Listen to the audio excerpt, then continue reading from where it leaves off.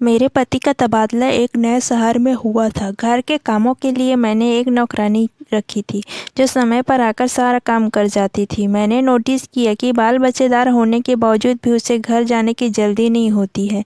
एक दिन मैंने उससे पूछ लिया, रागिनी तेरे कितने बच्चे हैं, उनकी उम्र क्या है?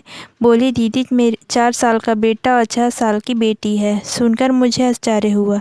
मैंने कहा, इतने छोटे बच्चों को घर में छोड़कर आती है? तेरा पति संभालता है क्या? सुनकर वो हा करके हंसने लगी।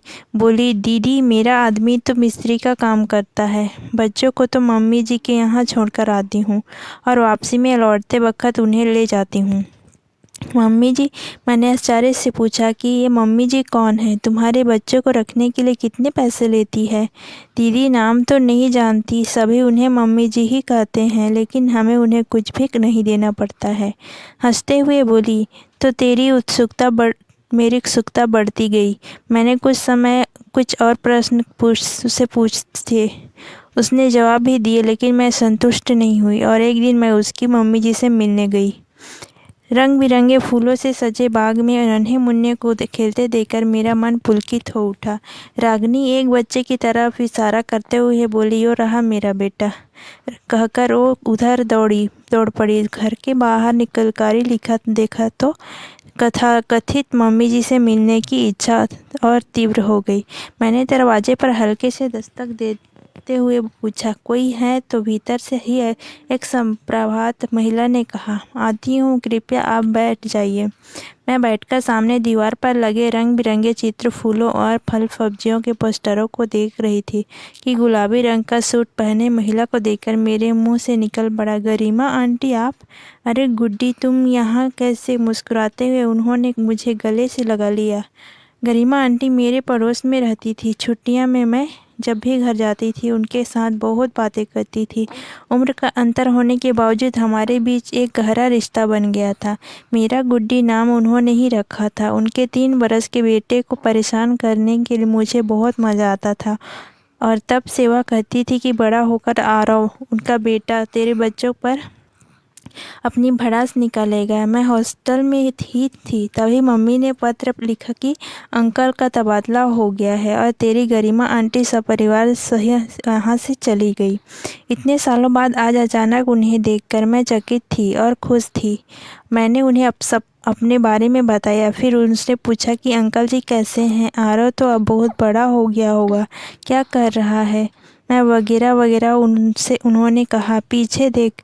मैंने मुड़कर देखा तो दंग रह गई। दीवार पर एक बड़े से फ्रेम में अंकल के साथ आरव भी की तस्वीर टंगी थी जिस पर फूलों का हार था। हे भगवान, ये सब कैसे? हम लोग को नई जगह रास नहीं आई। गुड्डी अपने आंसुओं को रोकने का प्रयास करती हुई बोली, क्या मतलब? मैंने पूछा। तब आंटी बताने लगी, तेरे अंकल का तबादला एक कस्बे में हुआ था जहाँ सुविधाएं कम और समस्याएं अधिक थी। आरव बीमार रहने लगा। डॉक्टर के पास बहुत चक्कर लगाए लेकिन बीमारी समझ नहीं आ रही थी। फिर हम यहाँ गए, तब डॉक्टर हमें मुंबई जाने की सलाह दी।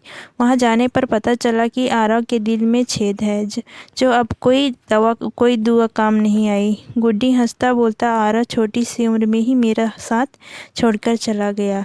आंटी फूट फूट कर रोने लगी, जैसे वर्षों का गुब्बारा आज पिघल रहा है।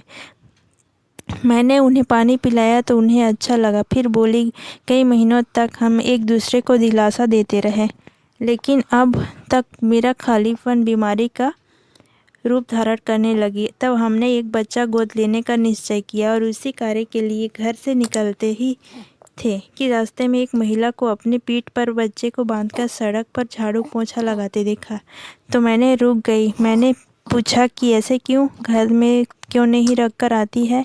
ऐसे तो वहाँ बोली, मैं कहाँ मैडम, आदमी काम पर जाता है और सास बीमार रहती है।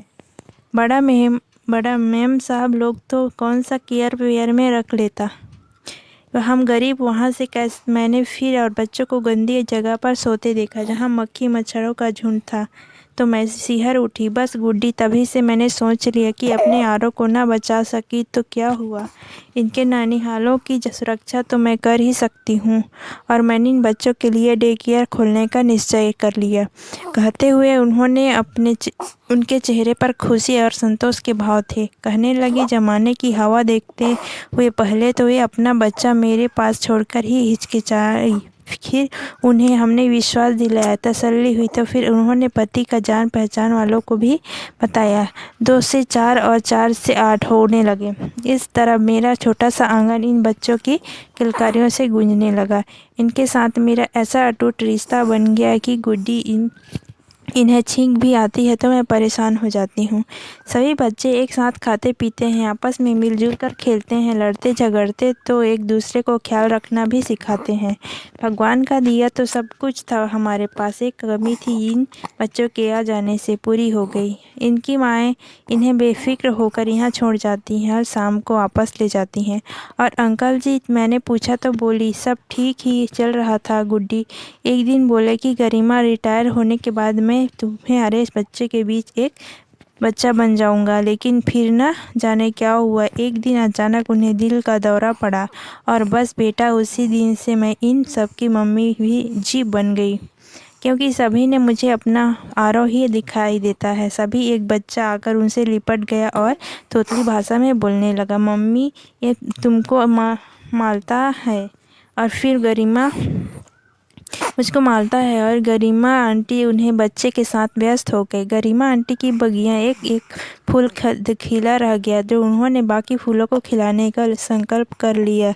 उन्हें बच्चों के साथ गरिमा आंटी का इंसानियत का रिश्ता कायम हो चुका था, जिससे कोई लोभ लालच या स्वार्थ की भावना नहीं थी। वे बच्चों पर अपना स्नेह और ममता दिल खोलकर लुटाती थी और बच्चे भी उन्हें मम्मी मम्मी कहकर उनसे आगे पीछे ऐसे घूमते रहते थे जैसे यशोदा मैया के पीछे कन्हैया। मैं उस ममतामयी देवी के आगे नतमस्तक हो गई। अगर कहानी अच्छा लगे तो चैनल को सब्सक्राइब करें। धन्यवाद।